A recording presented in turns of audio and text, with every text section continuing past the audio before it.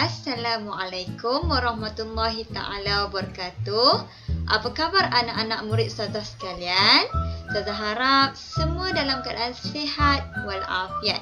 Baik, pada hari ini kita akan mulai pembelajaran kita tulisan Jawi tahun 6, iaitu bagi pelajaran yang pertama, iaitu tajuk homograf. Okey, apa itu homograf? Mari kita bincang sama-sama. Okey. Tajuk homograf. Apa itu homograf? Homograf ialah pasangan kata yang sama ejaan tetapi berlainan maknanya. Pasangan kata yang sama ejaan tetapi berlainan maknanya. Apa itu? Okey, dua patah perkataan. Dua patah perkataan ada dua sama eja. Dua-dua ni sama eja dalam tulisan Jawi tetapi berlainan maknanya. Okey, itu maksud homograf. Dua perkataan yang sama eja dalam tulisan Jawi tetapi berlainan maknanya. Okey, kita tengok. Homograf terbahagi kepada dua bahagian. Homograf terbahagi kepada dua bahagian, iaitu yang pertama homograf pada kata dasar, homograf pada kata dasar, dan yang kedua homograf pada kata berimbuhan. Homograf pada kata berimbuhan. Kita tengok yang pertama, iaitu homograf pada kata dasar. Homograf pada kata dasar adalah terjadi apabila dua huruf vokal rumi berkongsi satu padanan huruf Jawi. Berkongsi satu padanan huruf Jawi. Baik, saya ulang. Homograf pada kata dasar terjadi apabila dua huruf vokal rumi berkongsi satu padanan huruf Jawi. Okey. Kita tengok semula apa itu huruf-huruf vokal bagi tulisan rumi. Huruf vokal dalam tulisan rumi kita ada A, E, I, O dan U. Ini adalah huruf vokal bagi rumi. Okey, yang mana dalam huruf-huruf vokal ini ada beberapa huruf yang berkongsi satu huruf dalam tulisan Jawi. Okey, yang mana huruf vokal A dalam tulisan rumi kita tulis sebagai huruf alif. Okey, A kita tulis dalam Jawi huruf alif. Adapun yang kedua iaitu huruf I dalam huruf rumi terbahagi kepada dua. I pepet yang membawa bunyi E, I pepet, E, dan I taling yang berbunyi E. Okey, ada dua jenis huruf I, tetapi I pepet yang membunyikan E tidak ada padanan huruf Jawinya. Tak ada padanan dalam huruf Jawi. Kita akan gugurkan sekiranya ada dalam perkataan. Okey, bila I taling yang membawa bunyi E, bila I taling padanan huruf Jawinya adalah huruf Ya. Sama juga dengan huruf I. Huruf I padanan huruf Jawinya sama juga dengan huruf Ya. Okey, ini yang saya maksudkan huruf yang berkongsi, huruf rumi, vokal rumi yang berkongsi padanan dalam huruf Jawi.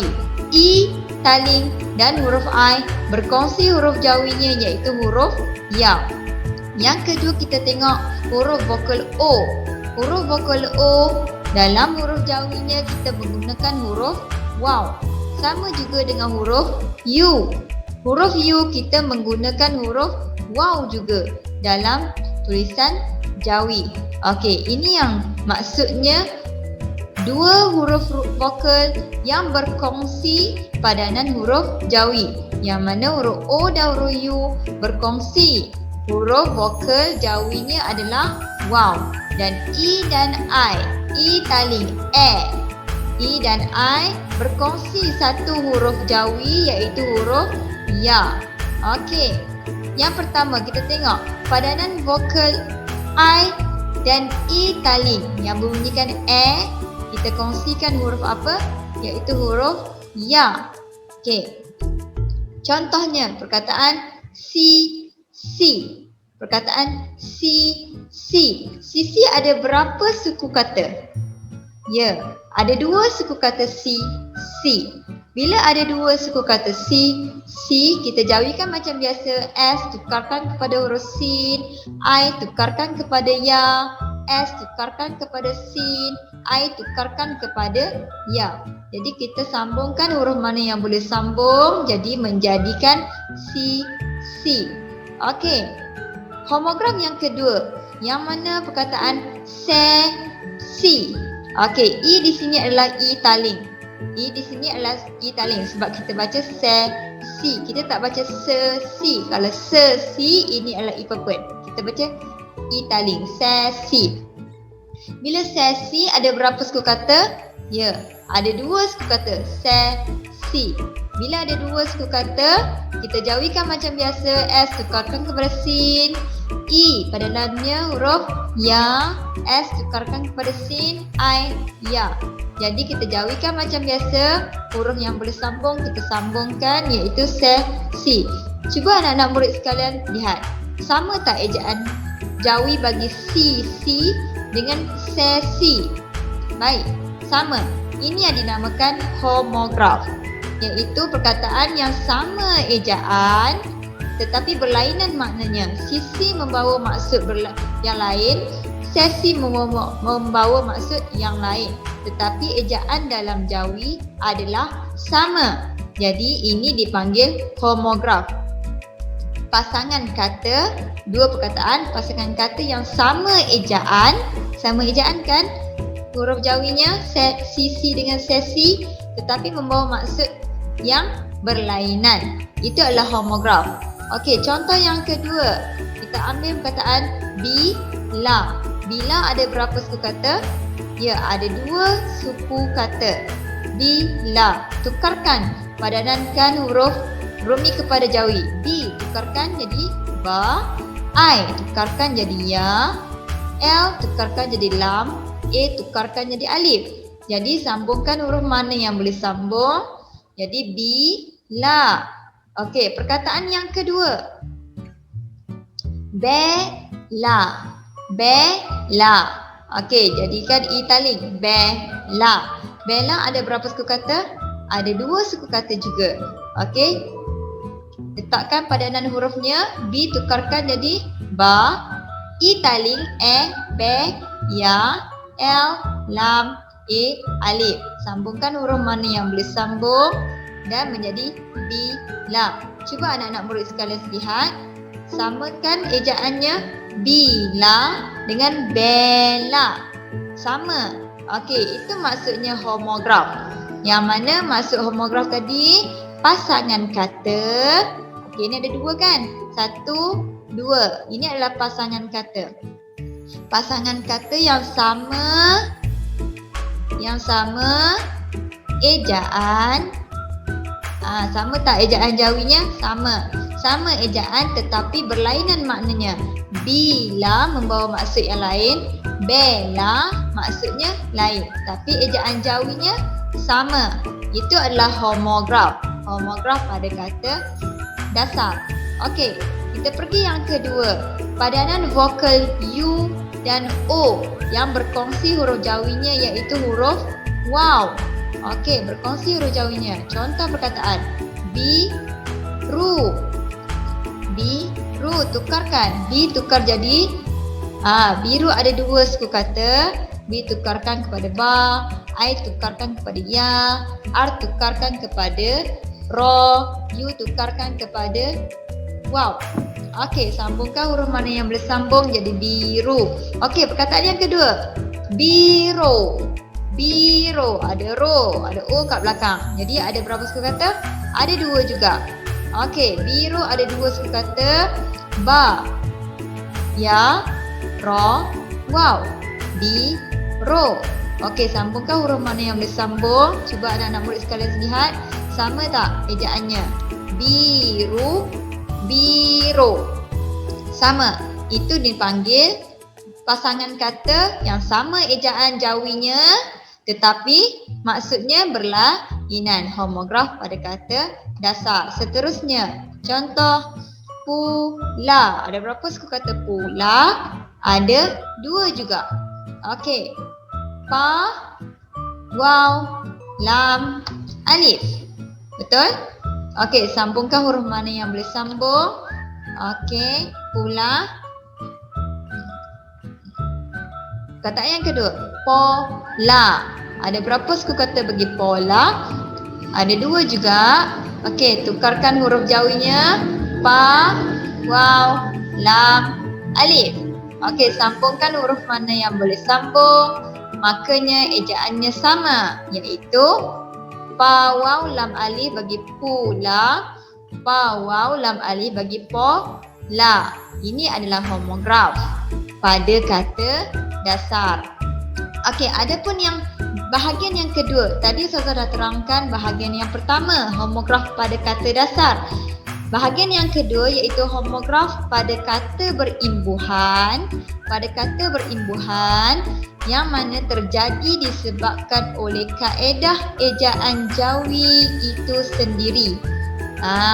Yang ni Ustazah dah pernah terangkan masa tahun 5 dahulu. Anak-anak murid sekalian telah belajar kaedah-kaedah jawi.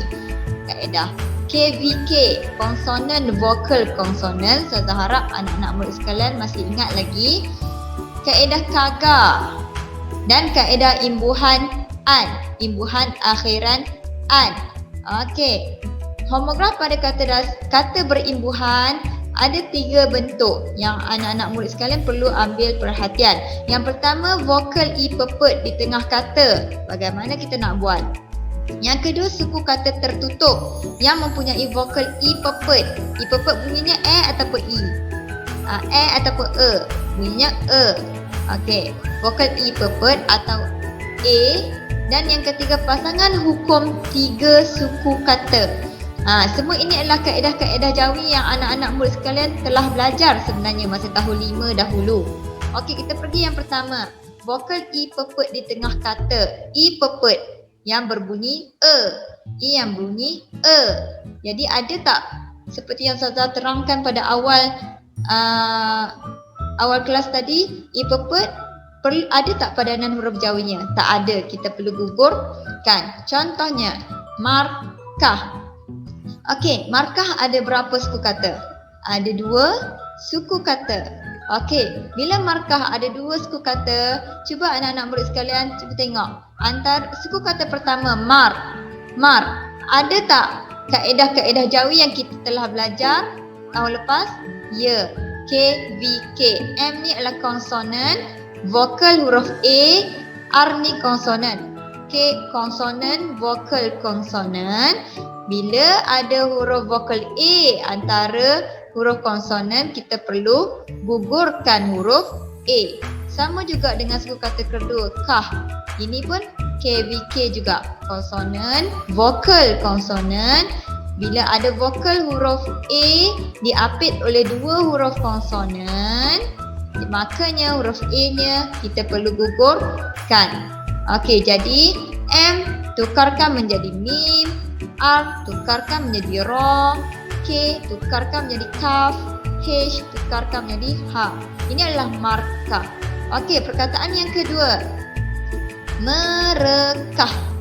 Okey, merekah mempunyai kata imbuhan, iaitu imbuhan dan ada kata dasarnya. Apa kata dasar bagi perkataan merekah? Ya, rekah. Rekah adalah kata dasar bagi perkataan merekah. Okey, bila rekah ada berapa suku kata? Rekah ada 2 suku kata. Okey, suku kata yang pertama re. Suku kata yang pertama re, ini i pepet ataupun i taling. Kita baca re ataupun re. Kita baca re. Bila re, i ini adalah i pepet. Bila i pepet, kita perlu tulis dalam huruf jawi ataupun kita gugurkan. Ya, kita gugurkan dalam tulisan jawi sebab ia adalah i pepet. Suku kata kedua, kah. Kaedah apa yang kita perlu guna? Ya, kaedah konsonan, vokal, konsonan. Huruf A. Vokal A diapit oleh 2 huruf konsonan. Kita perlu gugurkan huruf A-nya. Okey, adapun yang berada di depan ini me.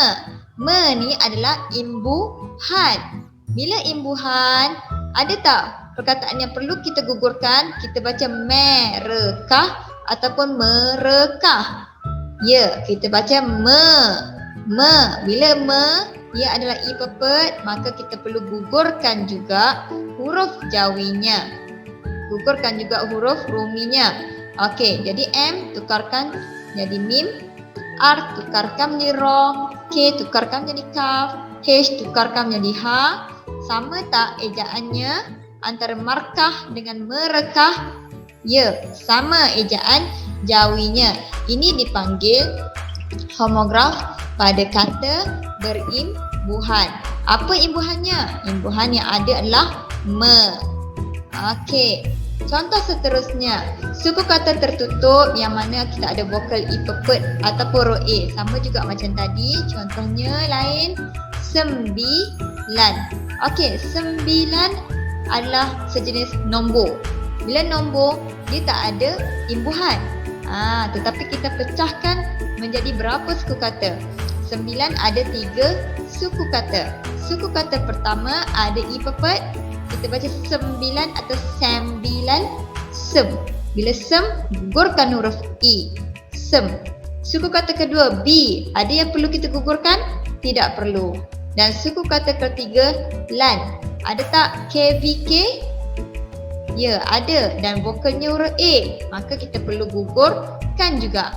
Jadi, ejaan jawinya akan menjadi S tukarkan kepada sin, M tukarkan kepada mim, B tukarkan kepada ba, I kepada ya, lam, nun, sembilan. Homografnya adalah sambilan. Okey, sambilan mempunyai perkataan imbuhan dan ada kata dasarnya. Cuba cari kata dasar bagi perkataan sambilan. Apa dia? Ya, sambil. Sambil adalah kata dasar, manakala an di belakang ni adalah imbuhan an. Okey, kita tengok dekat kata dasar dahulu. Sambil. Sambil ada berapa suku kata? 2. Okey, suku kata pertama ada tak huruf yang kita perlu gugurkan? Ada. Sebab apa? KVK. Okey, suku kata kedua, bil. Ada tak perlu kita gugurkan? Tidak perlu. Okey, bagi kata dasar, ini adalah berakhir dengan suku kata tertutup. Bila berakhir dengan suku kata tertutup, imbuhan an, anak-anak murid sekalian dah belajar tahun 5 dahulu. Bila kata dasar berakhir dengan suku kata tertutup, imbuhan an adalah huruf nun. Okey. Jadi, sama tak ejaannya sambilan dengan sembilan? Sama. Makanya, ia adalah homograf. Homograf pada kata berimbuhan. Okey, seterusnya. Pasangan hukum 3 suku kata. 3 suku kata. Contohnya, dahulu. Ada 3 kan? Ada 1, 2, 3. Ada 3 suku kata. Sama juga dengan perkataan dihulu. Okey, 3. Semua ni ada 3 suku kata. Okey, bila 3 suku kata, sekiranya suku kata pertama ada huruf A, gugurkan huruf A-nya. Ini kaedah. Okey, gugurkan. Bila 3 suku kata pertama ada huruf A, gugurkan huruf A-nya. Itu kaedah. Kenapa Ustazah? Itu memang kaedahnya dari awal. Jadi, dan yang kedua, di. Dalam ejaan jawi, kita tak tulis dalia, kita tulis dal sahaja. Maka gugurkan huruf alifnya. Okey, jadi ejaannya tetap sama. Dihulu dengan dahulu sama. Ejaannya dalam jawi. Ini adalah homograf pada kata berimbuhan. Di ni adalah imbuhan. Okey. Baik, selesai untuk pada hari ini. Kalau ada soalan, ada beberapa soalan yang ada pelajar yang akan tanya Ustazah. Okey Ustazah, sekejap. Okey, semula kita tengok kepada contoh bagaimana nak membezakan homograf. Ustazah, bagaimana nak beza ini biru ke biru? Ini pula ke pola? Okey, macam mana nak membezakan? Bezakan bila dalam perkataan. perkataan. Okey, sekiranya ada buku teks, boleh buka buku teks muka surat muka surat 6. Okey, ada beberapa ayat dekat situ yang menunjukkan perbezaan homograf. Ayat yang pertama, warna ini nak baca biru ataupun biru. Ada ke warna biru? Tak ada kan? Okey, warna biru dalam jalur gemilang melambangkan perpaduan rakyat. Okey, tengok kesesuaian dalam ayat. Yang kedua, biru sosial ataupun biru. Okey, yang sesuainya adalah biru. Biro Sosial dan Rekreasi telah menganjurkan aktiviti derma darah dan pemeriksaan kesihatan asas sempena sambutan Hari Malaysia. Okey. Contoh yang kedua, dalam peperiksaan Nazrin memperoleh merekah atau markah yang tertinggi. Ya, markah. Memperoleh markah yang tertinggi bagi mata pelajaran matematik dan sains. Tanah sawah itu merekah atau markah? Merekah. Tanah merekah. Tanah sawah itu merekah akibat cuaca panas berpanjangan. Okey. Bagaimana untuk membezakan homograf? Bezakan homograf dalam ayat. Dan sebelah ini ada beberapa contoh lagi yang saya tak sebut tadi, iaitu surut atau sorot. Ini adalah homograf. Belek dan bilik. Baik anak-anak murid sekalian, itu sahaja pembelajaran kita pada hari ini. Saya harap semua anak-anak dapat memahami tajuk kita yang pertama ini. Okey, kita jumpa lagi di lain masa. Sekian dahulu daripada Ustazah. Terima kasih.